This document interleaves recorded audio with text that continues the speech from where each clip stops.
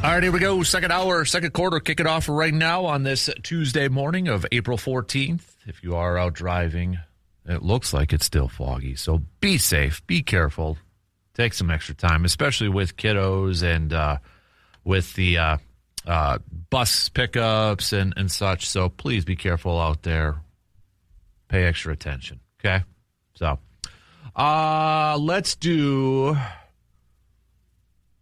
Yeah, all right. So first hour, sorry, I got sidetracked there. First hour, we talked some Brewers. We talked a little Brewers, take it on the Blue Jays beginning a 3-game series starting today. It's the fourth start of the Miz Kid, Jacob and Mizorowski. So we'll get back to some more Brewers chat throughout the morning here. Coming up next hour, we'll chat some Badgers, get the latest on the reaction from Chris McIntosh deciding to leave his post as athletic director for the Wisconsin Badgers. We'll catch up with RJ Cardinal.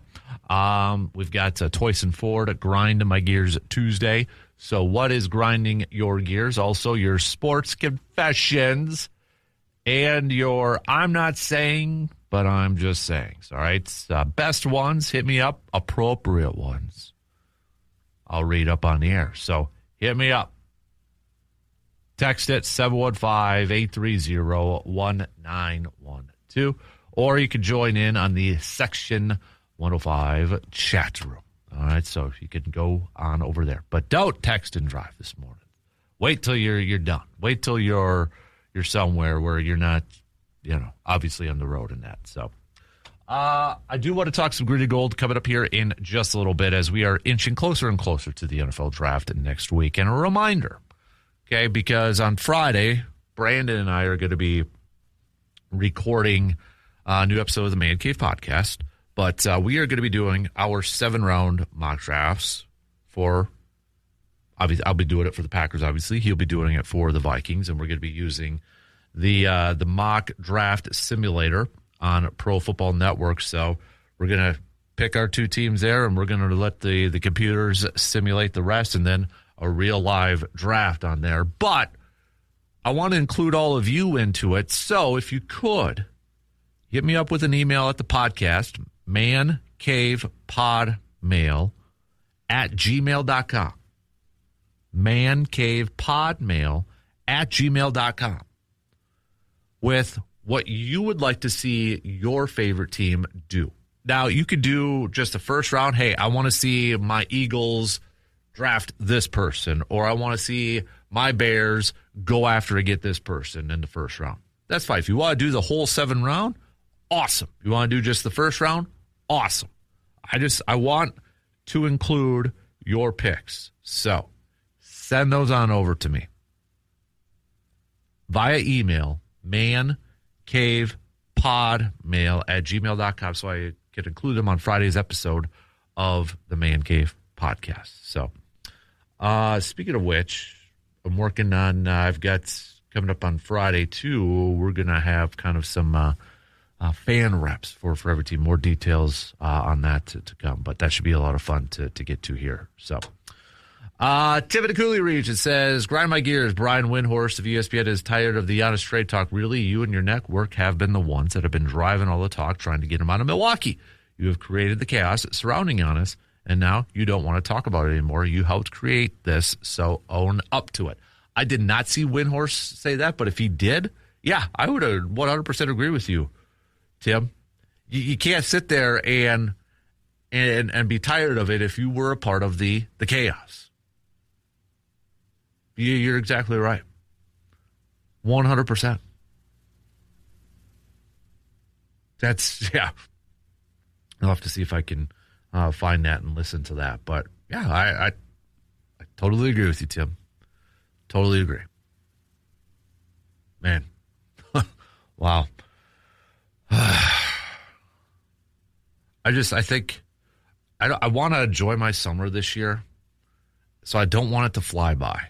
Okay, but I'm at the point too where I just like let's get this whole thing figured out, so we don't have to go all summer. Now, for my position, maybe it'd be a little bit easier because I know sometimes in the summer and such it gets a little bit slow. So that would be a talking point, but just from a straight up fan perspective, nah.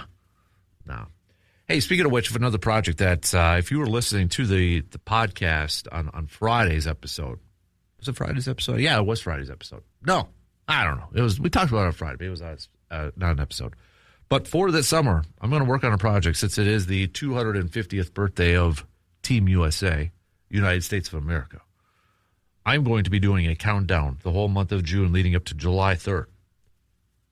Every weekday, 10 each day of the most important, pivotal, awesome, best, whatever verb, whatever adjective, whatever word we want to use to describe. 200, it'll equal 250. The top 250 sports moments in American history. Going back to 1776. If we can find a sports moment from 1776, can't be the American Revolution. It's got to be a sports moment. But I'm going to put this together. I'm not going to rank them. That's just that gets too hard. But I'm going to put together a list of 250. And I need your help. So if you feel like you've got some, and we know some of the obvious ones. I mean, the 80 Olympics is going to be on there, okay? Jackie Robinson is going to be on there. Those type of things, those are obvious. But I could use some help because 250 is a lot. So I am recruiting all of you to help me out. If you got any, again, hit me up with that email, mancavepodmail@gmail.com. It's easy for me to just kind of organize it that way instead of getting a text or instead of, I don't even check Facebook Messenger, to be honest with you, because I get so much spam on there. So I've kind of shut that down. So if you can email me, mancavepodmail@gmail.com, that's the easiest way to go about it. So otherwise, I'm going to lose track of everything if it's texted or anything like that. Tim, you sent me the screenshot. Okay, yeah. Oh, Wendy is tired of the honest trade talks. Oh, boy. No, thank you. Nah, I don't think that's going to make the cut, Surveyor. One of the top 250 has to be the birth of one Surveyor. I don't think that's going to make it. Sorry. All right. Tell you what, let's regroup. All right, let's take a quick 2-minute timeout. All right, we got to pay some bills. Let's take a quick timeout, and coming up, let's get to some football talk. Let's take a look at some of the potential wide receivers that the Packers may be drafting. And I'm going to throw this question back at you, Packers fans. With the trade of Dontavian Wicks, and right now, because this is all we could use, right now, you don't have a ton of options under contract for the foreseeable future. How important is it for Green Bay to draft a receiver fairly early next week? How important do you think it is for Green Bay to draft a wide receiver fairly early? Now, when I say fairly early, I mean we could say day 2. We know they don't have a day 1 pick. Or do you think that's too early? Should be early day 3, like round 4. Round 5. Dontavian Wicks was a round 5 pick. Hit me up, okay? Let's take a quick break, and we're going to get to some football talk coming up after these few words. Spring is here, and it is the perfect time for a fresh start at a new ride. Whether you're planning some road trips or tackling some weekend projects, or you're just ready for something new, now is the time to upgrade. And at Toyson Ford, you'll find a great selection of trucks, SUVs, and cars built to fit your lifestyle and your budget. Plus, their team is here to make your car buying experience easy and stress-free. This spring, drive something that you love. Toyson Ford, your next adventure starts here. So, we've got the NFL draft. Shocking breaking news next week. Starting to kind of get into it a little bit more. I will say this. I'm Masters in the books. Baseball season's well underway. March Madness is done. I know a lot had happened this past weekend from a Wisconsin sports standpoint, but it's starting to kick in a little bit more now for me. That NFL draft is coming up here. So with the news, it's officially official now, but with the Packers trading Dontavian Wicks and adding another pick, 5th-round pick from the Eagles this year, 6th-round pick next year, and knowing the kind of current right now, because that's all we could use. Contract statuses of Christian Watson, Jaden Reed. They got Matthew Golden for last year, Savion Williams. How important, and they lost Romeo Dobbs too. How important do you think it is in terms of a need for the Packers to draft a wide receiver fairly early? I mean, when you look at the depth chart right now, it's Christian Watson, it's Jaden Reed, Matthew Golden, Savion Williams, Bo Melton, Sky Moore. Did it move up with the trade of Dontavian Wicks? Did it trade up, or did that move kind of move up the importance that Green Bay's got to come away with a wide receiver fairly, especially if we look at or believe the experts out there that say this is a draft that's got some depth, it's pretty loaded at wide receiver. If that is the case, and again, it's just that's all based off projection, right? That's all based off projection. Let's get these guys on the field. But based off of on paper and obviously all the scouting reports and the videos and et cetera, et cetera, et cetera. Yeah. If this is a draft that's loaded with wide receivers, I think you take advantage of it. Because, again, the prevailing theory for a lot of these experts out there is that, okay, overall, this may not be a loaded draft and such, but if there is a group that has some depth to it, maybe take advantage of it this year. And if it is wide receiver, all right. Now, I'll be honest. The fan in me, if we get to day 2, Friday, and with the 52nd overall pick in the 2026 NFL Draft, the Green Bay Packers select insert name wide receiver from insert college, I'll probably be like, oh, over a corner, over a D tackle. Yeah, there's probably going to be a big part of me that's going to be, oh, man. It's not the biggest need right away. I'll admit it. Okay, and I'm sure there's going to be a lot of you that are going to be like that too. And I don't know if that's going to be the case. I wouldn't mind it, though, if Green Bay used a 4th or 5th on another wide receiver.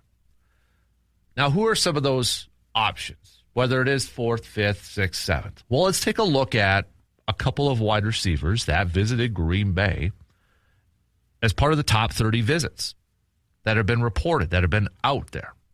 Okay? So we've got, first up, let's take a look at Ted Hurst. He's a bigger wide receiver. You're talking 6'4", 206 pounds from Georgia State. Even with that size, he ran a 40 at a 4.42 rate. Athletic score from the combine of all wide receivers, he ranked 5th. Total numbers for wide receivers, 17th. Right now, he's projected as a second-round pick. Day 2 overall. His overview from Lance Zierlein: long-legged, vertical-minded wideout with the speed and ability to stress corners from snap to whistle. He is quick to beat press and hit the accelerator into his route work. He has hips, feet, and balance to run a more robust route tree than what we saw him from college. He's an above-average ball tracker, deep and dangerous catch and run option. Hands are average, and he needs to become more assertive on 50-50 balls on all 3 levels. He appears capable of surviving the jump in competition and projects as a Z receiver with quality upside. Some other quick notes about Mr. Ted Hurst here. Just a little bit more, I guess, from the physical traits here. RAS, the relative athletic score, 9.91. Produced 1,999 receiving yards and 15 touchdowns over the last 2 seasons at Georgia State. Forced 18 missed tackles and had 16 contested catches. And probably the other big part of this whole thing, in terms of a Green Bay perspective, he was a Senior Bowl participant, which we know Green Bay is big onto the to the Senior Bowl participants, right? We know this. So, let's take a look at a couple more receivers that have some Packers ties because top 30 visits. All right, next up on the list, and this is a little bit more of a recent one. It's another taller receiver. Chris Brazzell II from Tennessee. You're talking 6'4", $198, 4.37. 4.37 40-yard dash. And looking at you want a player comp from Lance Zierlein on this thing? Christian Watson. Projected as a day 2 pick, long-limbed Z receiver with the ability to create downfield for an offense, thirsty to make more explosive plays outside. His 2025 tape shows the game slowing down for him, allowing the production to catch up with his traits. He builds to speed with long strides and dominates above the rim. He's adept at using length and body control to capture airspace against corners. He's a more competent route runner than most field stretcher types, but he needs to become more physical on contested targets underneath. Didn't see many in-your-face press challenges this past season, but he's likely to get an early taste of it as a pro. 2 high shells and zone-heavy looks can shrink his snap-to-snap impact, but the quick strike potential is real. Just a little bit more about him, too. Just a quick kind of numbers-wise. Mentioned 6'4", $198. He's a Tulane transfer who led the SEC in receiving yards and touchdowns in 2025. Caught 136 career passes and averaged over 15 yards per catch. Deep threat with an 80-inch wingspan. Jay Bill's going to love that. Low percentage of drops.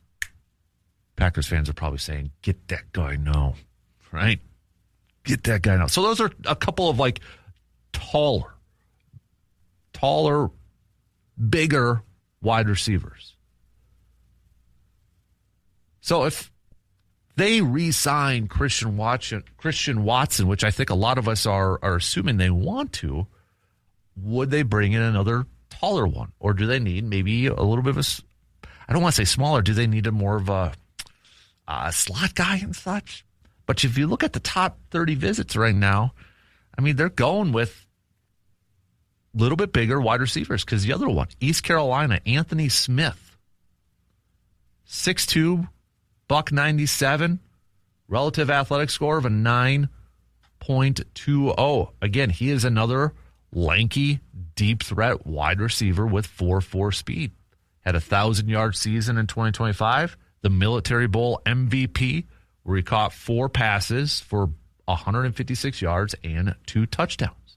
Now, he's a little bit of an older prospect, but, again, a bigger wide receiver that Green Bay's bringing in for a top 30 visit. This one, he may be, a lot of projections have him possibly as an undrafted guy, but maybe a late day 3 option if Green Bay were to go that route. I think part of this, too, is going to be a little interesting for me to see if they do draft a receiver. Does it tell us what their plan is going into the offseason or going into this season in terms of who they want to keep? Because if you look at the roster, right, we know we got the big downfield threat of Christian Watson. Matthew Golden, 5'11", $191. Maybe they view him as kind of that similar role to a Jaden Reed. I feel like too many people still pigeonhole Jaden Reed as a slot receiver, but Jaden Reed can be a guy that goes down the field and stretching the field. So maybe they look at this as, okay, Matthew Golden is the replacement for Jaden Reed. So they're looking for bigger wide receivers because right now on the roster, Jaden Reed's 5'11". Matthew Golden, 5'11". Savion Williams is a bigger receiver, 6'4", 222. I mean, that's big. If you throw in Bull Melton, we know he's got the speed, but he's also 5'11". So it kind of, when you look at what they currently have on their roster, yeah, it kind of makes sense that maybe they want another Christian Watson body type. A taller dude, 6'4", around 200 pounds, but that can run out of the gym, can get you that speed. So it makes sense. And I don't know if that would necessarily mean that, if they signed another Christian Watson type, that means that he's not going to be re-signing with the Packers. I don't think that tells us that. I just think when you look at the current roster makeup and you look at maybe for the future, for the next couple of years, they maybe want a little bit more size. 6'2", 6'3", those type of dudes. Because they've got a couple 5'11s with Reed right now and Matthew Golden. Savion's, he's got the height, but he's a little bit more built, right? I don't necessarily think he's going to be the speedster for this team. So I think we're kind of seeing a type if we just base it off of some of these visits that Green Bay's maybe potentially targeting in this upcoming draft. And of those three guys that we kind of talked about that they brought in,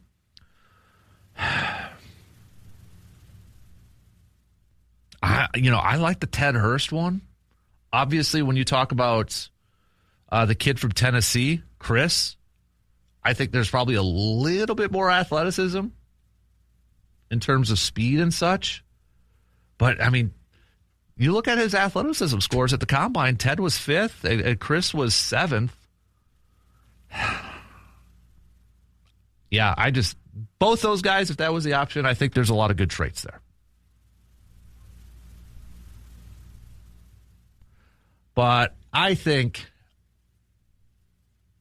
I'd be, if it were up to me, and again, we don't know how the board's going to fall. We don't know how it's all going to, shake out. But if we could pick and choose where we want guys drafted or positions drafted for Green Bay, I'd probably be looking at around 5. Maybe round 4. Because I'd like to see this team address corner, defensive line, early, first, offensive line in there too. I think those are the top 3. And in fact, don't be surprised if they maybe draft a running back in round 4 or fairly early too. The Marshawn Lloyd thing, we just don't know. Or maybe they give it another shot this year and they're going to put their eggs in that basket that he's going to be the guy that they thought he was going to be when they drafted him. But I wouldn't be surprised if they decide, hey, look, we don't know anything about him. He's had issues with his hamstring. We can't count on it. Josh Jacobs, how many more years do we have with him? I wouldn't be surprised if running back is a fairly early up, especially maybe a running back that gets you a little bit more of that versatility, a guy that, kind of that scat back sort of thing. All right. We got to take a quick break. Plenty more to get to, though. We'll be right back after these few words. Road trip season is right around the corner. Are you and your vehicle ready to go the distance? Before you hit the highway, make sure that your vehicle is in top shape with the help from AJM Automotive. From oil changes and tire checks to brakes and engine work, their experienced team will make sure that you are ready for wherever the road takes you. And now with 2 convenient locations in Eau Claire, getting your vehicle serviced has never been easier. Plan the trip, and AJM Automotive will handle the rest. Visit AJMAutomotiveservices.com to schedule your appointment today. Speaking of the wide receiver stuff here for Green Bay, we've talked a lot about Watson. We've talked a lot about Jaden Reed. We've talked a lot about Matthew Golden. And obviously we're talking about could they draft a receiver maybe day 3, early day 3 and such. I honestly don't know what Cordero Patterson is going to project into. I really don't. And I went back to his draft profile, and you read it, And you're like, oh, okay, that's an intriguing pick here. Like the versatility that he brings. And I'm just reading, some of his stuff. 6'4", 220, ran a 4.4, 840. And his NFL comp was Cordero Patterson. And the overview that they wrote about him said, developmental wideout who offers an alluring blend of physical gifts and untapped potential. Williams is big, strong, and fast, but very raw as a route runner and is unreliable with his hands. His production is uneven as a traditional wideout, but he adds a dynamic kick to the offense as a gadget runner and has catch and run option underneath. He excels on power sweeps. We saw that a lot with him last year, and is willful enough for consideration on short yardage and goal line carries on direct snaps. The ball skills can be hit or miss, but there are flashes to work with on tape. The difference between, quote, siren song or, quote, pot of gold could rest in Williams' technical development and the creativity of his play caller. Reading a lot of that and then looking back at his rookie year is kind of interesting. One scout, and this was actually from the NFC last year, said, it's so hard to not fall in love with all of his traits. Worst case scenario, you let him return kicks and find a way to get the ball in his hands 5 or 6 times per game on offense. And it's hard not to think, looking back at some of the games last year, did Green Bay read a lot of that, and that's how they kind of utilized him in year one? So you look at his numbers. I mean, he caught the ball 10 times. 10 targets, 10 receptions, 78 yards, 1 touchdown. Rushing, 11 carries, 37 yards. Obviously, the kick returner, too. And he's a third-round pick.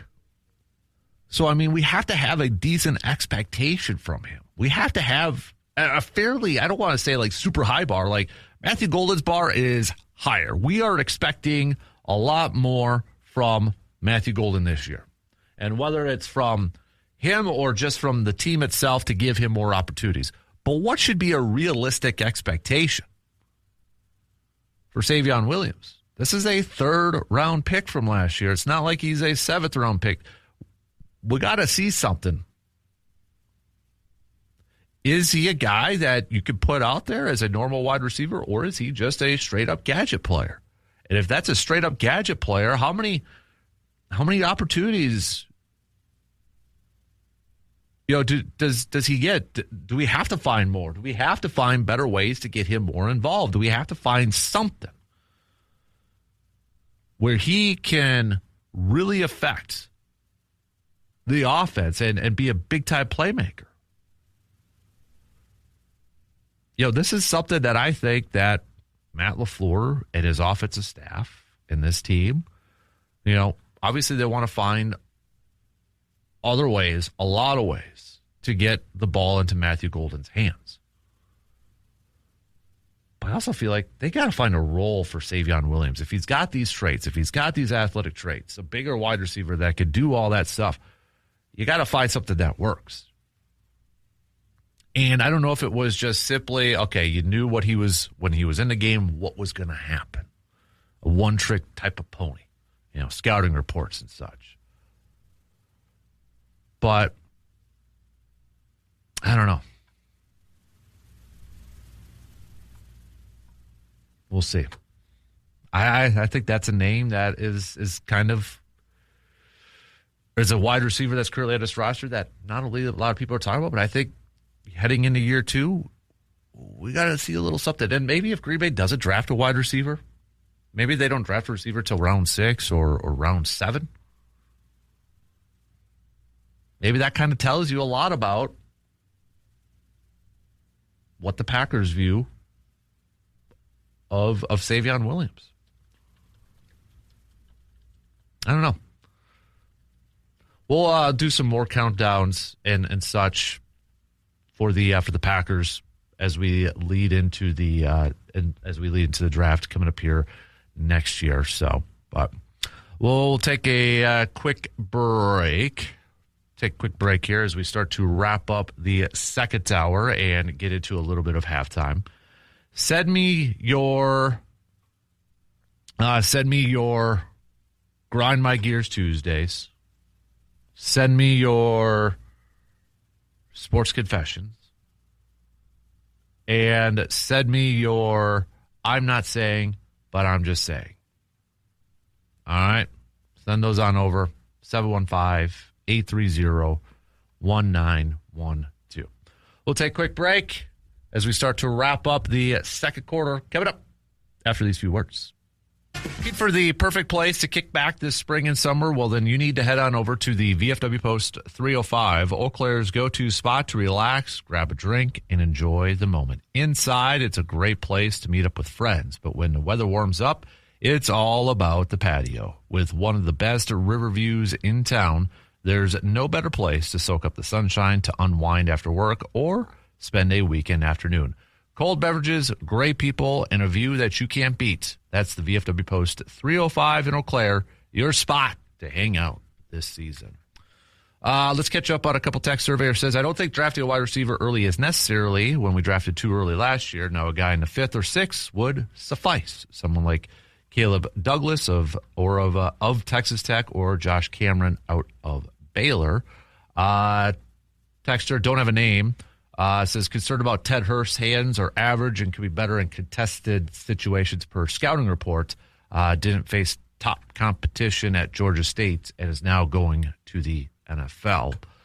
Well, I mean, you know, the competition-wise, too, you could say the same thing about Christian Watson. I mean, there's a lot of receivers, successful receivers that you could say maybe didn't go up against the greatest competition and they still succeed in the NFL.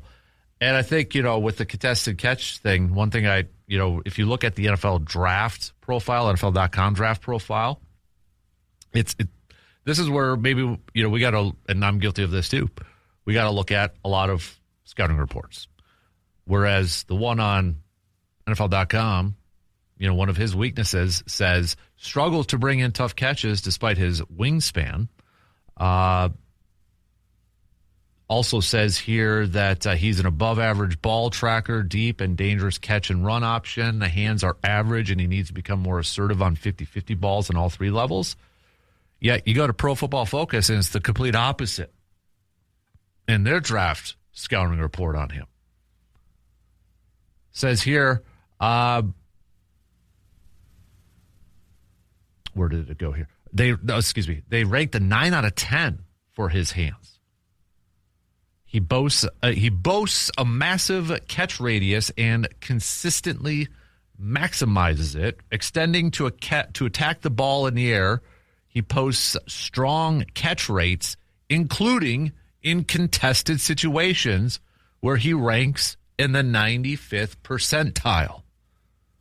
So, I mean, you have two scouting reports on him that are kind of the opposite when it talks about contested catches and catch radiuses and that. And then there was a third one I was looking at during the break, and it's kind of in the middle between the two. So, again, how much do you factor in? It goes back to a topic that we were talking about the first hour. How much do you factor in analytics? How much do you factor in those advanced numbers? And how much do you factor in what your eyes and your brain and your gut tells you? And it was the other one that I saw from The Ringer, Todd McShay.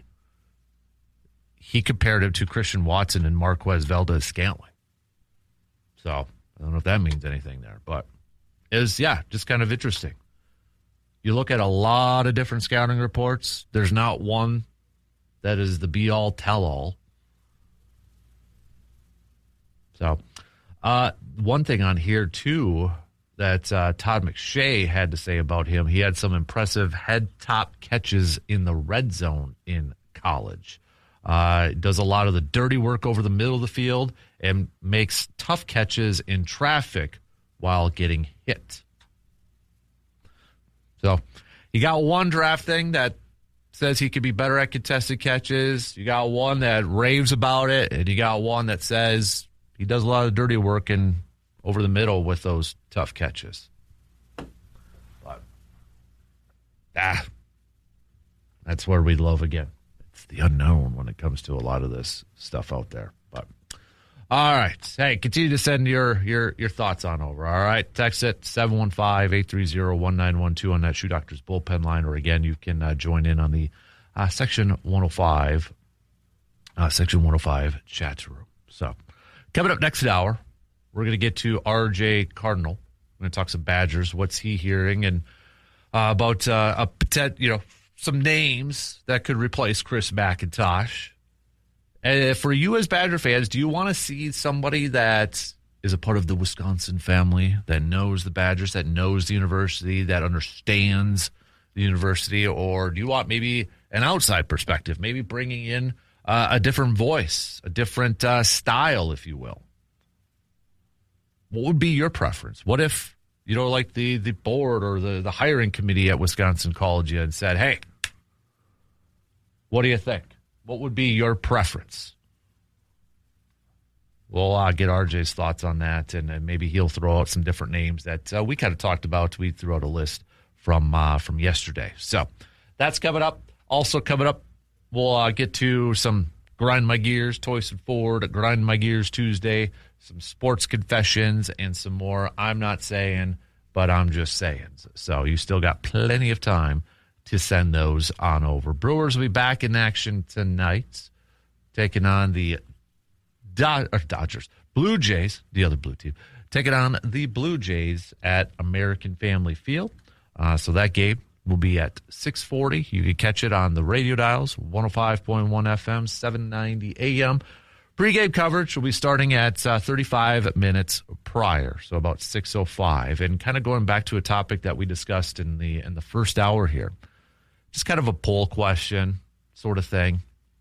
If you were a coach or a general manager or a baseball manager at a pro level or at a D1 level, okay, try to put yourself in those shoes. How much would you use analytics to affect your decision making? Now, coaching wise, right? It's probably got to be really quick. General manager wise, front office wise, you get a little bit more time. You get a little bit more to kind of like research it, think about it, analyze it, all that stuff. But how much for you as a general manager or you as a coach would you personally utilize analytics in some of your decision-making process? Again, I know it's easy for us to kind of sit in our armchairs or desk chairs or wherever we're at right now and say, I wouldn't use it at all, do this. But would you? I mean, let's be a little honest in this thing. So we'll revisit that topic. It was kind of a fun one in the first hour and kind of get some more of your input on that too. So, all right, shot clock's going to cut me off here in less than a minute. So we got some news updates. We'll hit up a little Grind My Gears Tuesday to open up the 8 o'clock hour before we get to RJ in about, let's say 15-ish or so minutes. So get your Grind My Gears Tuesdays on over, all right? Send those on over.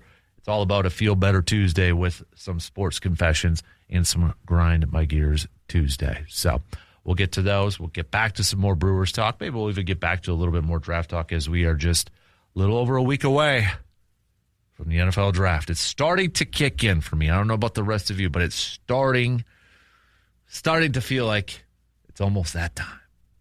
We're almost there. We're almost getting there. So, all right. Quick news updates break, and we'll be back to kick off the third quarter. Coming up.